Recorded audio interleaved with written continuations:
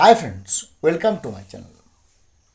নবনিযুক্ত মুখ্যমন্ত্রীর নবনিযুক্ত পরামর্শদাতা শ্রী সুব্রত গুপ্ত মহোদয়কে প্রশ্ন করা হয়েছিল যে এই বর্তমান অবস্থায় কি কি ব্যাপার, কি বৃত্তান্ত।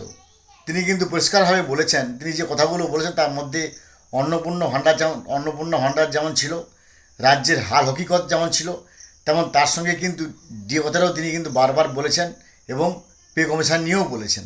তবে তিনি এই মুহূর্তে আশ্বাস দিয়েছেন যে সরকার আপামর চেষ্টা করবেন এবং তিনিও তার পরামর্শদাতা হিসেবে আপামর চেষ্টা করে যাবেন যাতে কিনা ডিএ এবং পে কমিশন যত শীঘ্র সম্ভব সরকারের সিদ্ধান্ত, সরকারের যে সমস্ত স্তুতি দিয়ে এসেছে সেগুলোকে হুবহু পালন করার তিনি চেষ্টা করবেন বা চেষ্টা করাবেন। তো এইটুকু শুনে ভালো লাগছে যে নতুন সরকার তার প্রথম দিনে যে এই প্রতিশ্রুতি তার পরামর্শদাতা দিচ্ছেন, এটা নিঃসন্দেহে আমাদের কাছে অনেক আবেগের এবং আনন্দের।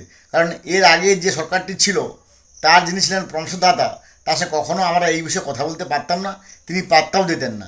কিন্তু প্রথম দিনে প্রথম পরামর্শদাতা তিনি যেভাবে সময় দিয়েছেন এবং আশ্বাস দিয়েছেন, তাতে অত্যন্ত খুশি যে ডিএ এবং পে কমিশন নিয়ে যত কিছু বঞ্চনা, সে বঞ্চনা ওদের খুব শীঘ্রই আমাদের মিটতে চলেছে। ভালো থাকুন, have a good day, thanks.